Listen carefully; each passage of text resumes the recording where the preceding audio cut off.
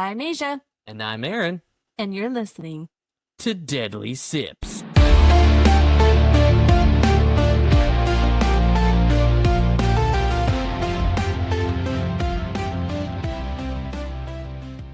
You guys are listening to our segment Extra Shot, our bonus round where we take a shot and dig into extra stories, Reddit tales, and the weird stuff you didn't ask for.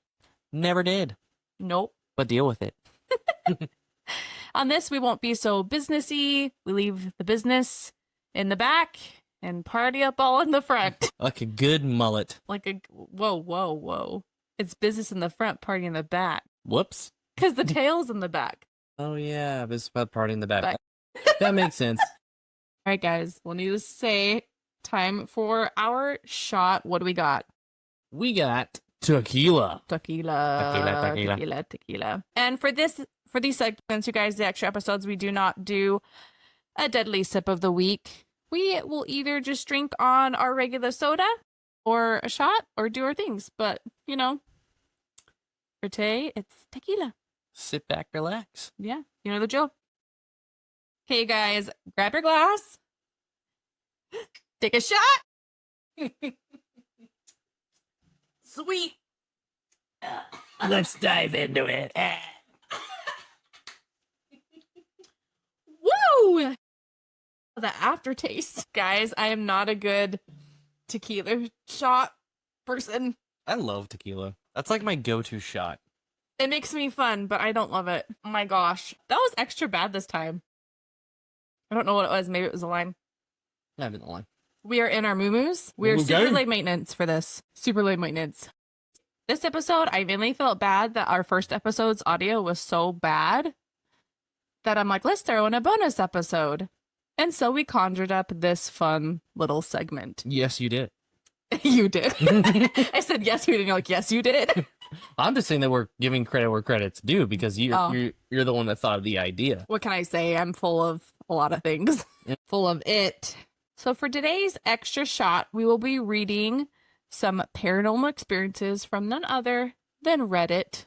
Ooh, so many different stories. So many fun stories. We'll be reading it under the r/paranormal.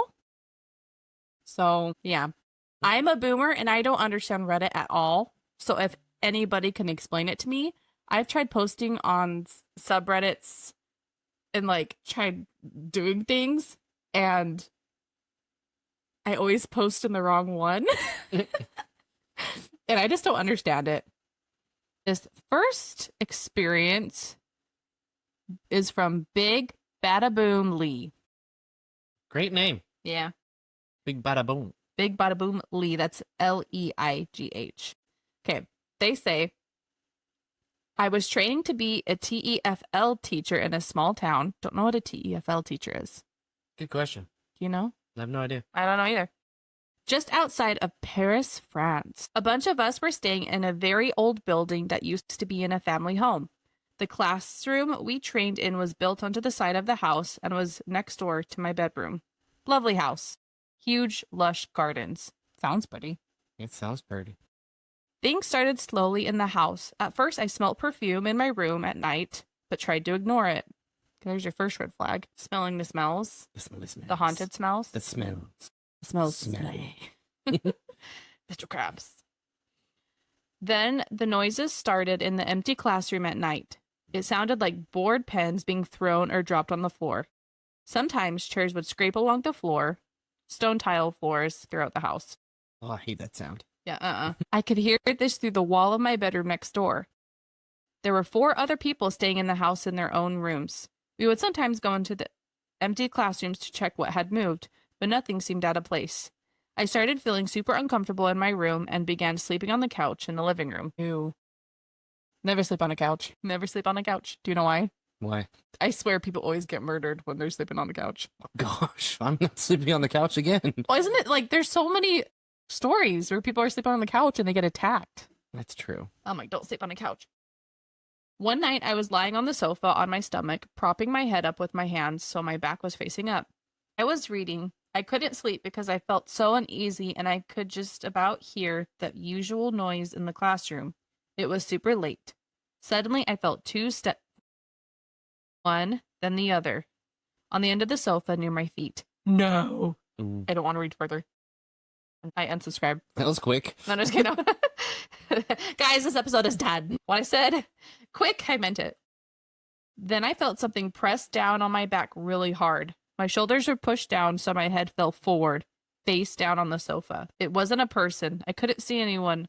When it released and I turned around, it was quick. I shouted, fuck off, leave me alone, at whatever it was, and ran upstairs to one of the other girls' rooms. I slept in there that night. She had 2 beds in her room.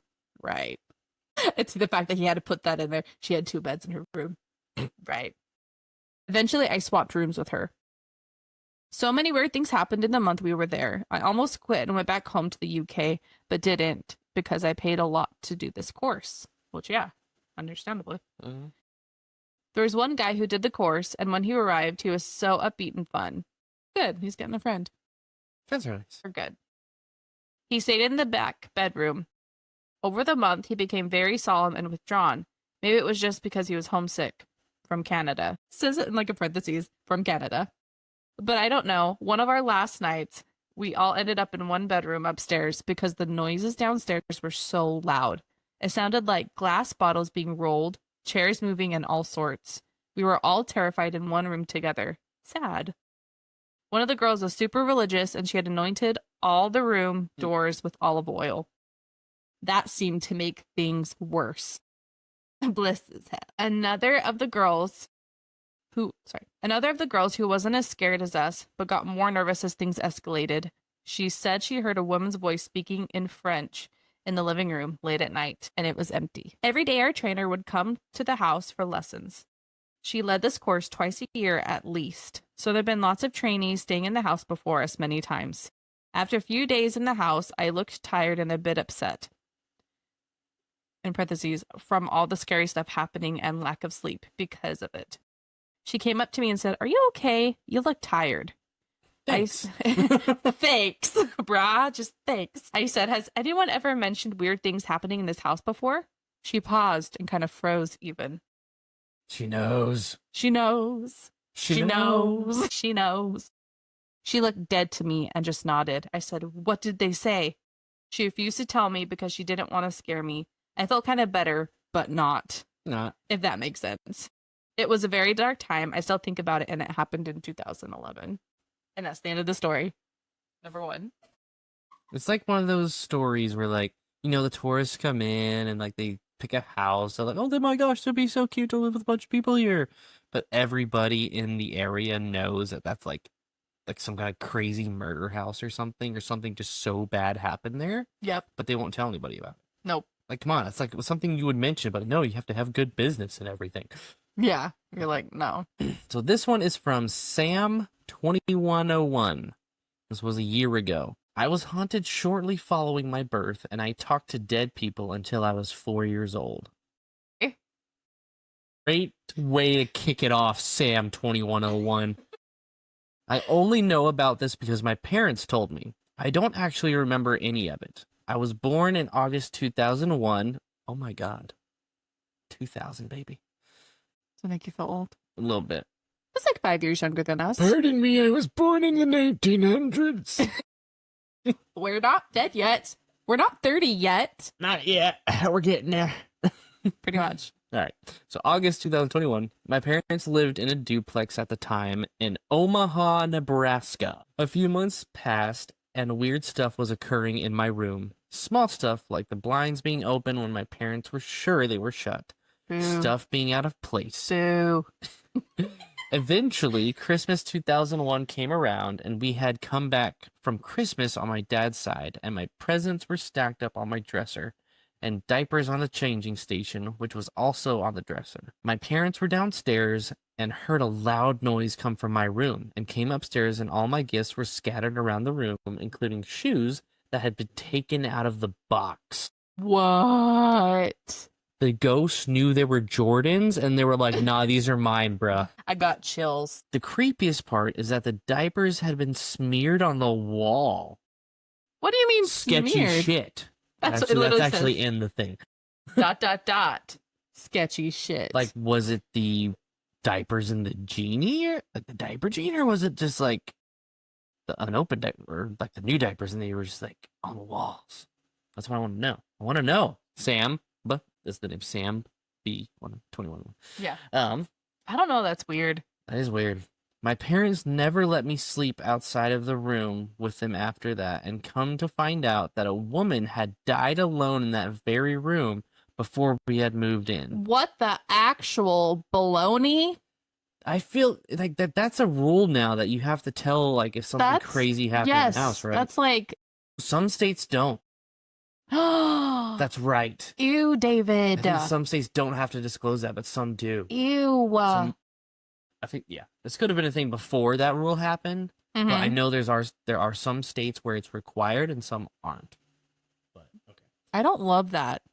I'm sorry, but if I'm moving into a house, you better disclose to me. Because first of all, as a true crime junkie, I want to know that crap. Exactly. I want to know. But also, people have a right to know if they don't want that. Exactly.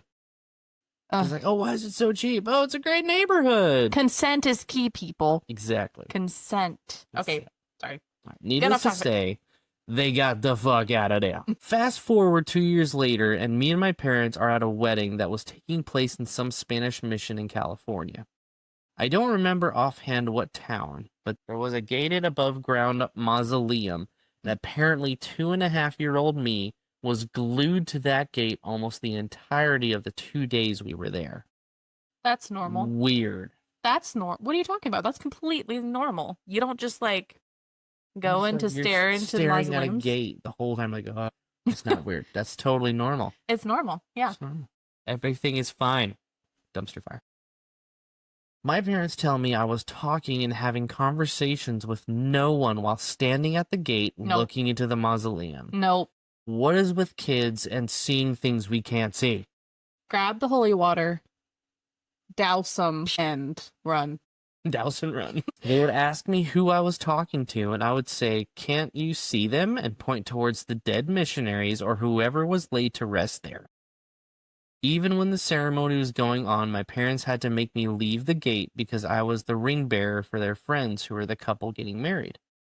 My mom says she took me outside after, and all I would say was that I wanted to go back inside to talk to the people behind the gate. Super fucking weird. I added the little spaces there, but super fucking weird. I must have lost my spirit sight at a young age. I believe it was because I fell down a flight of stairs and cut my head open when I was 3 or 4. Oh, that checks out. Always something with stairs. Like, no, even like in all the Conjuring movies, Mhm. oh, like haunted wise, people get pushed down the stairs all the time. We have the creepiest basement that looks just like a Conjuring basement. Oh yeah, And it the freaks people me out. next door. Like when we first like drove up into the driveway, it's like one of those houses where you like see like that has a window you can see down to the basement. And of course, it was the classic. You're looking at the laundry machines and the lights just flickering. Yep, it looked like. It's like, what did we just get into? Exactly. Yep. The first impression. However, fast forward 4 years and I am in the 3rd grade and my grandfather is in hospice dying of stage 4 liver cancer. Oh, I'm sorry, Lim. When he was close to the end, my dad said there was one time that he was pointing to something behind my dad that he was seeing. And when my dad turned, he said he saw all of the shadows in the room invert there. There was nothing else that he saw behind him, but my grandpa kept pointing. My dad would ask if he was pointing at him and he would shake his head. It's always with kids and when you're like about to die, just everything is clear. Yep. I can see clearly now I'm dying. Sorry. No offense. The karaoke session we did not ask for, respectfully. Remember, it's the weird stuff you didn't ask for. Yep. But that's why you're here. Yeah. And we appreciate you. Yes, we do. We see you. We hear you. We don't you hear them? That's kind of concerning. I just outed myself. He couldn't talk at all at that point, so we don't know exactly what he saw. It's really hard to get my dad to talk about what he saw when he turned to look. All he has said was the stuff about the shadows and that he was sure because the IV stand's shadow totally flipped on itself. That's all I've ever gotten out of him. My grandpa was close to the end at that point. We like to think it was his guardian angel. Who knows? Oh, that's a nice little twist on how to look at it. Yeah. Or maybe some family member just said, hey, it's about time. Yeah. Any minute now. On the night of his death, my dad had just gotten home from the hospital, and me and my sister were asleep in separate rooms. All I remember is waking up and calling my parents, saying that he was right there next to my bed. I didn't see him when I woke up, but I know that he was there to say goodbye. That's a nice thought. The only thing that remains of my so-called spirit sight, I would say, is my intuition or emotional intelligence. I have always been able to sense things somewhat, such as people's emotions, or when people close to me are lying. I can almost always tell if it's very hard to explain, but I'm sure there are others with that too. Wow. That's wild. That's some insane experiences. Some crazy. I had some crazy stuff, but this is some crazy I stuff. feel like that one's like minus the creepy gifts. The rest of them are kind of okay. Yeah. Well, minus seeing dead people all the time. Hmm. I feel like that would Pretty freak me chill, out. like you're just talking to them, and they're not like being scary or being terrified or something. Yeah. But yeah, the diaper shit was crazy. Like smeared on the walls. What the? That's just like, that's poltergeist. Yes. It's something that's nay, I say. Nene. Nayest of the nays. Whip and nay. Watch me whip. You watch me nene.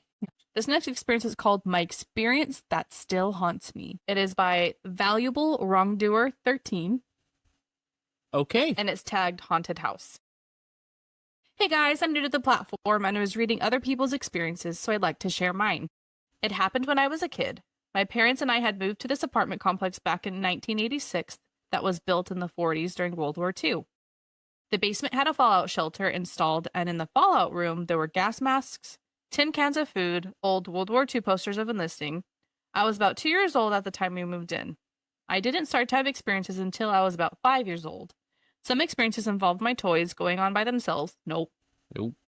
Dolls and spots, I didn't leave them. Nope. Nope. No Annabelle shit here. Nope.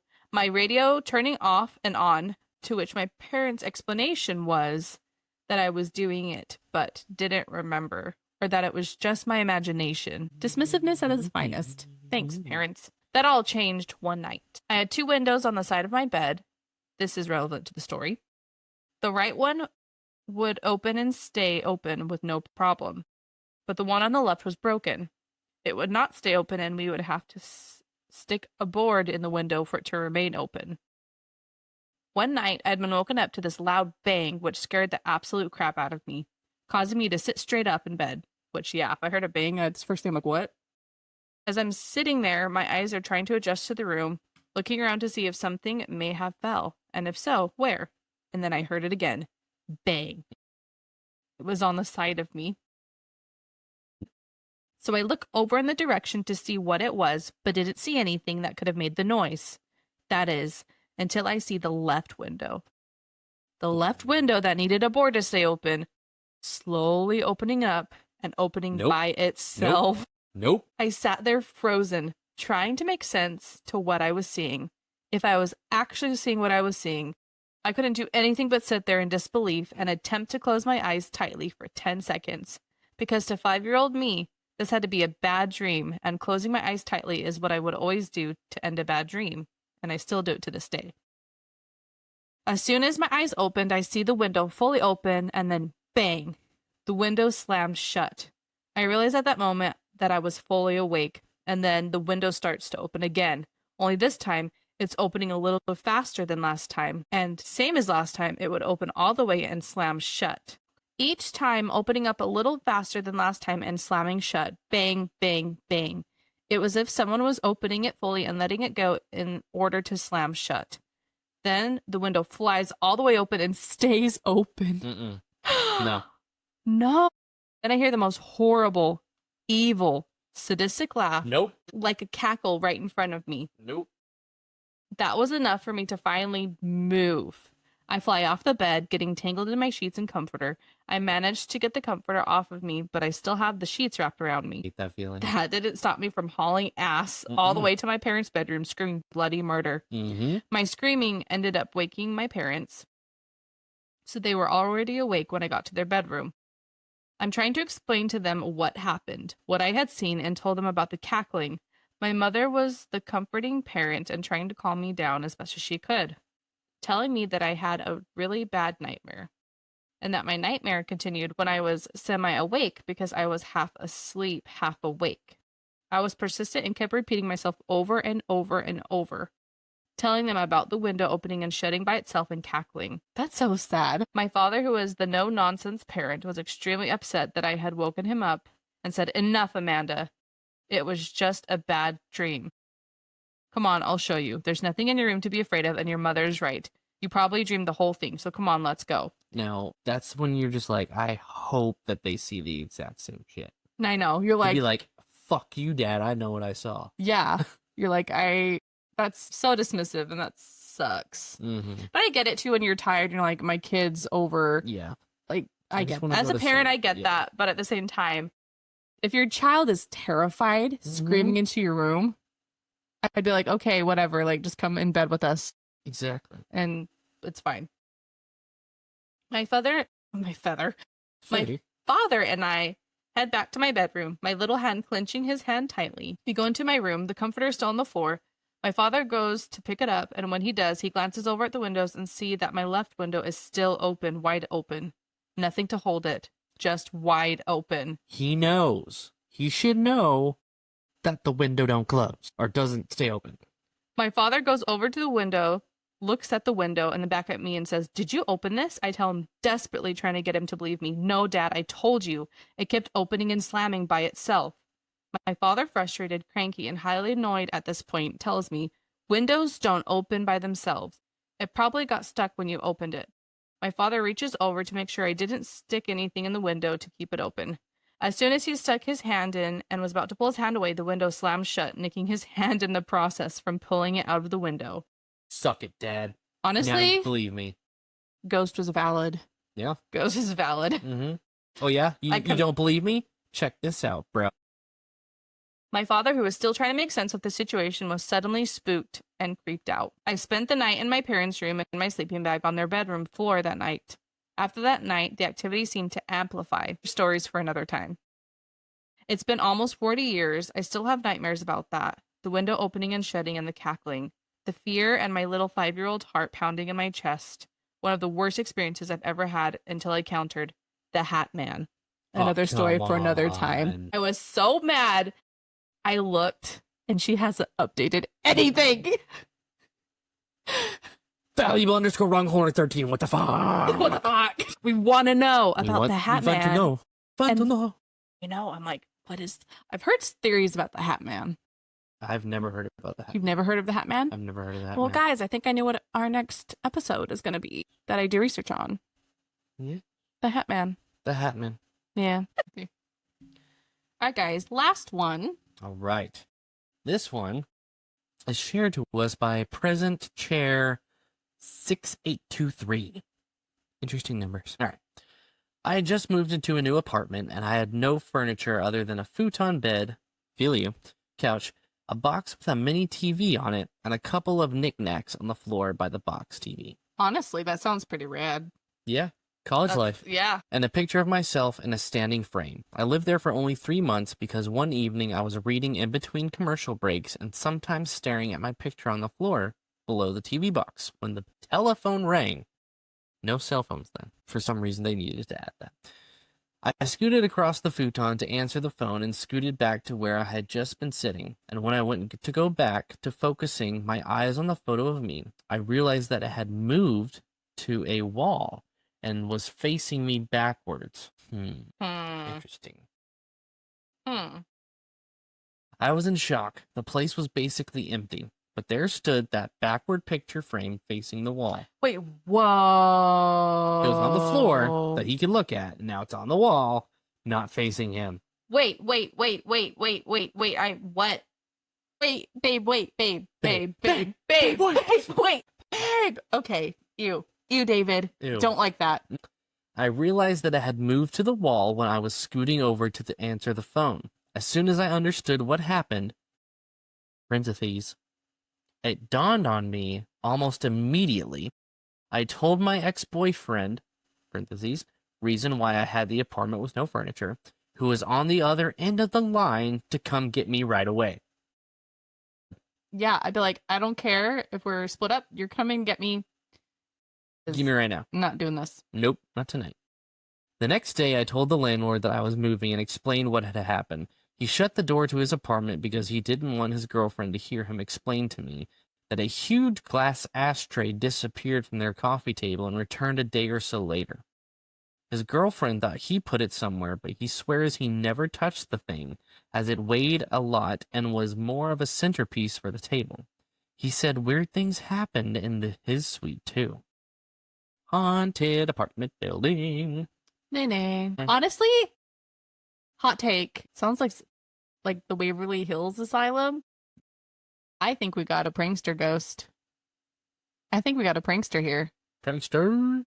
Am I being punked? Oh, think about it. He's like, I'm gonna creep these guys out, and like turns it around, and then the other one's like, he takes it away, and then I feel like he gets I yelled would at. be a prankster ghost. If I were to die and be able to haunt people, I'd be like, move this, move that. Yes, Peter Griffin style. Because of the Waverly Hills, if you guys watch the Ghost Hunters episode, Waverly Hills, they do that. They'll throw rocks at people and like do silly things to scare people. And then on the actual episode, they basically confirmed. I can't remember what device they were using, but he kind of confirmed that he was a prankster. He's like, yeah, I do this shit. Is it the spirit box or something that they use? I can't remember what it was at that episode specifically. Okay. I don't want to tell you wrong. No, you're good. But all right. I'm on the West Coast in Canada, and the area had many Aboriginal people reside in the area way back then. So I chalk it up to a native spirit. It's weird because when I first viewed the apartment, I felt a sensation like someone was watching from the corner ceiling. Ew.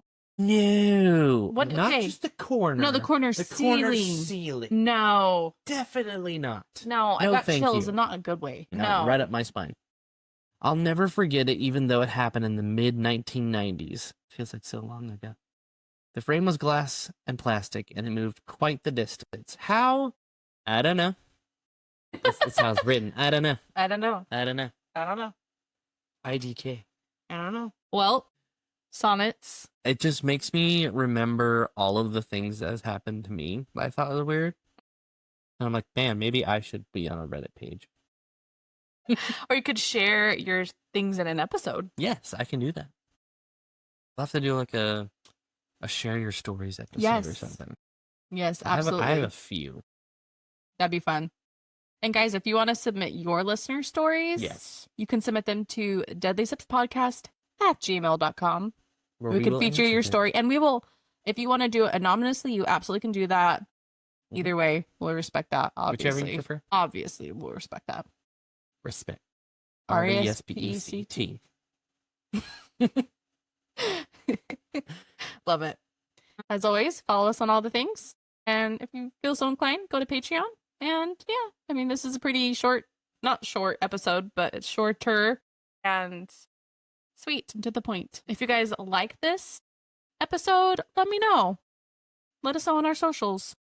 I'd like to know if you guys like this or if you don't, if you just want us to stick to regular stuff. Yeah. Yeah. We just thought it'd be fun to do something different and read experiences. So, anyway, I think that's it. Yeah. All right, everybody. Have a good night. And remember, sip carefully.